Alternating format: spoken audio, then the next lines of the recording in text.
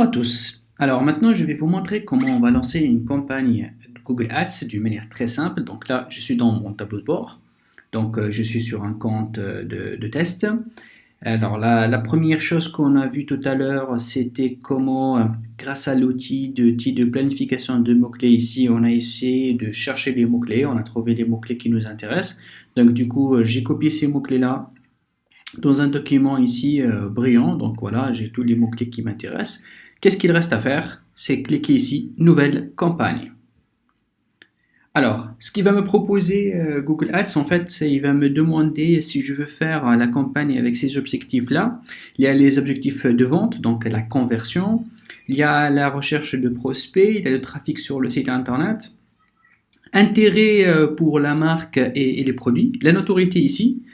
Promotion d'application si vous avez une application. Alors, pour moi, ce qui m'intéresse le plus, c'est la création de trafic vers le site internet, vu que notre client, il a des produits et ces produits-là, on veut les commercialiser pour ramener des gens à acheter.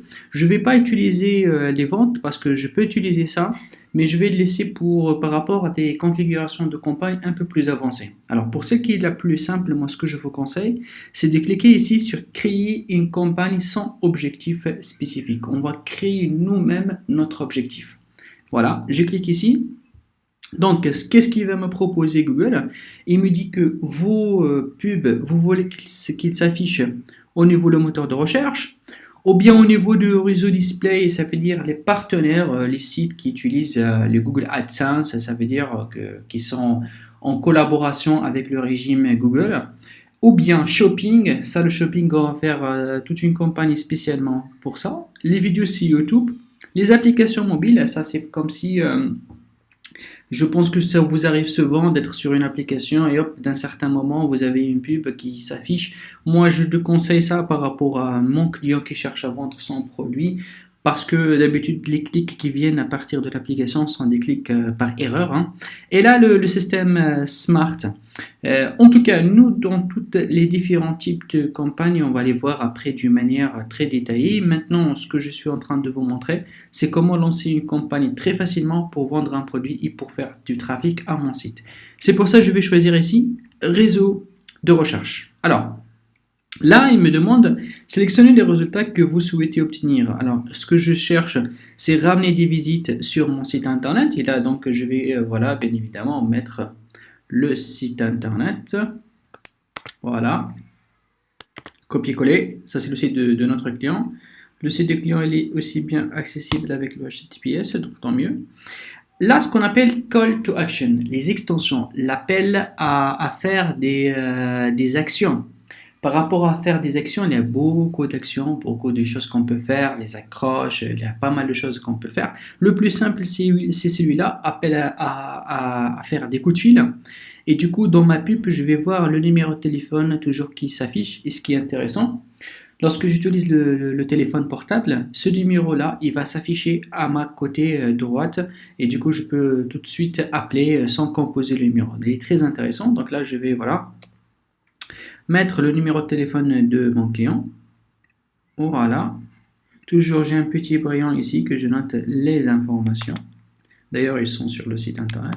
Voilà, je fais copier. C'est bon, donc je passe à l'étape suivante.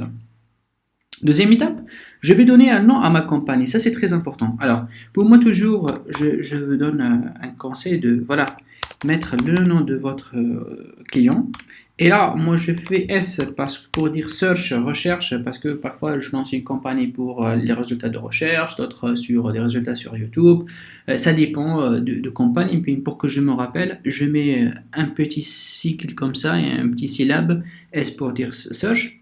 Et là, voilà, je donne toujours un numéro de campagne, par exemple 01, 02, etc., comme ça, d'une manière incrémentale, pour que je puisse revenir à vérifier des choses parfois, ou bien d'activer ou désactiver. Alors, ici, il vous dit, est-ce que vous permettez d'inclure les partenaires du réseau de recherche Google? Là, je vous conseille de le désactiver, c'est pas intéressant. Par contre, ici, les réseaux de display, alors, pour élargir donc notre audience, Google veut aussi bien lancer les pubs qu'on va faire aussi bien sur les réseaux display, comme on a dit, les réseaux display, c'est des gens qui sont affiliés à Google, que je peux faire afficher ma pub sur leur site à eux, vu que spécialement par rapport à ma campagne et que ma cible elle est trop petite par rapport à cette destination-là, les mots-clés, le nombre de recherches est très faible, c'est pour ça que je vais faire un regroupement. Premièrement, je vais regrouper aussi bien à faire des affichages sur les affiliés. Comme ça, hop, je peux toucher des gens qui ne vont pas uniquement chercher sur Google, mais peut-être qu'ils sont dans un site en relation avec mon produit, donc ils vont le voir. Alors, ensuite, le PI, attention, il faut que je clique sur le PI de mon client. Ça, c'est très très important parce que si vous mettez à l'international, vous devez avoir beaucoup de budget. Là, par rapport aux langues, moi j'ai mis français, anglais, arabe, parce que bien évidemment, il y a 2-3 keywords qui sont en arabe, mais la plupart des gens, ils tapent français. Mais pourquoi j'ajoute l'anglais? Parce qu'il y a parfois des gens, comme ici, par exemple, pour moi, dans mon profil, je mets parfois anglais par rapport à l'ouverture des navigateurs et tout. Et du coup, pour que je puisse viser aussi bien ces gens-là, qui ont leur paramétrage de leur Google qui est en anglais, je peux le viser. Ça peut être des gens qui comprennent le français, hein, qui tapent en français et tout, mais leur navigateur il est paramétré en anglais. Donc je vais le prendre aussi. On n'a rien à perdre par rapport à ça. L'audience, on n'a pas besoin. L'audience, en fait, c'est tout un système qui s'appelle le remarketing. Ça, c'est surtout par rapport aux gens qui ont déjà visité votre site, mais n'ont pas acheté. Ces gens-là, on ne va pas les perdre. Google, il a la possibilité aujourd'hui de suivre ces gens-là. Est-ce que ça vous arrive parfois? Vous entrez sur un site internet, je dis n'importe quoi, Amazon, vous regardez un produit, vous ajoutez au panier, après vous achetez pas. Par contre, lorsque vous entrez dans un autre site internet qui affiche des pubs de Google, vous pouvez trouver que Amazon il est en train de vous faire afficher votre produit. Ou bien même parfois vous entrez sur un réseau social et vous êtes en train de voir les pubs et le même produit que vous êtes en train de voir tout à l'heure dans le site. Alors comment il arrive de vous tracer? Sur Facebook, on parle de pixels à Facebook. Mais sur Google Ads, en fait, il y a un code aussi, spécialement sur Google Ads, qui permet de tracer les gens, même en dehors de la recherche. Alors, ça, on ne va pas entrer en détail pour l'instant, parce que ici, vous voyez, dans toute cette partie-là, surtout qui s'appelle bibliothèque partagée, il y a la gestion des audiences, il y a tout un travail à faire là-bas. On ne va pas compliquer. Maintenant, c'est notre première campagne, ça va être très simple. Donc, cette partie-là, je ne vais pas l'utiliser. Ensuite, il va me demander combien je mets le budget, vu que la destination, comme on l'a dit tout à l'heure, il n'y a pas une grande concurrence, voire il n'y en a pas, elle est absente. Même Google, il n'a pas les informations derrière. Donc du coup, je vais mettre un budget journalier qui ne va pas être trop cher du tout. Je vais mettre 50 centimes, hein. Donc là, je suis en train de convertir à la monnaie locale. Après, mon objectif, bien sûr, c'est les clics. Je laisse ça. Parce que si jamais j'ai fait, si vous vous rappelez tout à l'heure, lorsqu'on a sélectionné la campagne, il y a les objectifs vente, il y a shopping et tout. Et ces objectifs-là, je parlerai d'un truc qui s'appelle la conversion. La conversion que Google, il va essayer de voir et suivre ton client. Une fois qu'il sort du site Google pour aller à ton site internet, bien sûr lorsqu'il a cliqué sur la pub, il va voir Google est-ce qu'il arrive à concrétiser ce monsieur-là ou pas, est-ce qu'il arrive jusqu'à mettre la carte bancaire ou pas. Ce niveau-là, on n'est pas là maintenant pour cet objectif-là. Moi, je cherche que juste la personne, il clique. C'est fait le clic, pour moi, l'objectif il est atteint. Alors, définir une limite d'enchère très important, il ne fallait pas laisser l'enchère, ça veut dire ça, il faut mettre le maximum. Ça veut dire si vous ne mettez pas le maximum, il se peut que Google il peut consommer tout le budget de la journée à un seul clic. Parce que, comme quoi, il a trouvé une difficulté à vous trouver le client, ou bien il y avait très très peu de recherche. Pour lui, il va consommer, il doit consommer l'argent. Et du coup, moi, je vais mettre une limite. Donc, je vais mettre 0,5. Non, c'est avec la virgule, 0,5, voilà.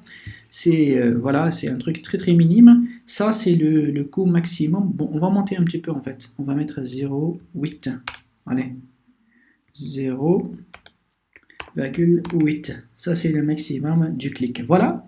L'appel à l'action, qu'on appelle l'extension. Donc, c'est une extension vers l'appel. Donc, je laisse là le numéro de téléphone qui est déjà configuré. C'est tout. Là, maintenant, on a terminé la première étape qui est le paramétrage de quelque chose qui s'appelle la campagne. Maintenant, on va passer à une deuxième étape qui s'appelle la création des groupes d'annonces. C'est quoi les groupes d'annonces? En fait, les groupes d'annonces, c'est tout simplement, si vous voulez, c'est comme si vous mettez les mots-clés et après vous pouvez mettre plusieurs pubs par rapport à ces mots-clés-là. Ça veut dire pour tester avec Google, est-ce que le texte que vous avez mis, est-ce qu'il est bien ou pas? Parce que parfois on tape, je dis n'importe quoi, comme là dans notre exemple, arôme naturel. Regarde, je tape arôme naturel. Arôme naturel, il se peut que les gens ils vont voir le résultat de l'arôme naturel, mais ils ne vont pas cliquer. Parce que dans votre texte, ça c'est pas bien écrit, ça ne leur intéresse pas parce que lui il est en train de chercher arôme naturel avec livraison à domicile, mais votre pub ne le convainc pas. Alors du coup, nous qu'est-ce qu'on fait? Pour ce mot-clé-là qui s'appelle arôme naturel, on va essayer de mettre plusieurs pubs, 2, 3 minimum. Alors pourquoi faire 3?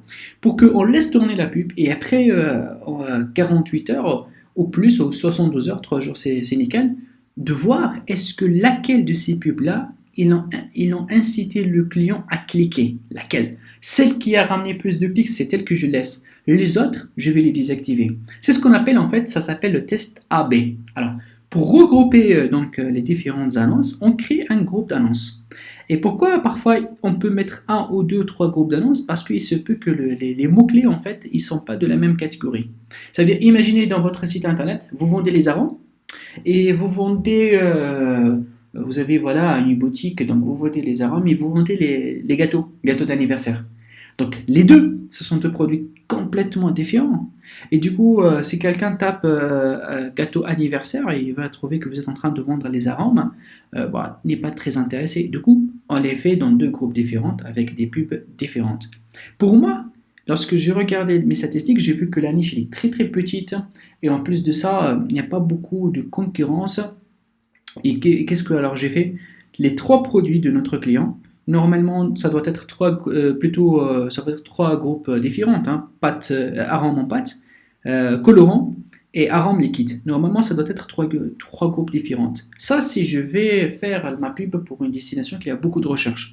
Mais par rapport à ma destination de mon client, la recherche elle est trop petite. Ça veut dire par jour, il y a entre une centaine maximum par mois, je dis bien par mois, ça veut dire par jour 2, 3, 4, 5, 10 maximum, qui cherchent le mot arôme en pâte ou bien arôme liquide.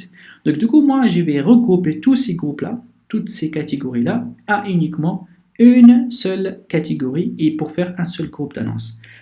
C'est pour ça, c'est une décision stratégique beaucoup plus pour optimiser mon budget. Voilà, ça c'est la première partie. Restez connectés, on va voir maintenant le remplissage et la création du groupe d'annonces. A tout de suite.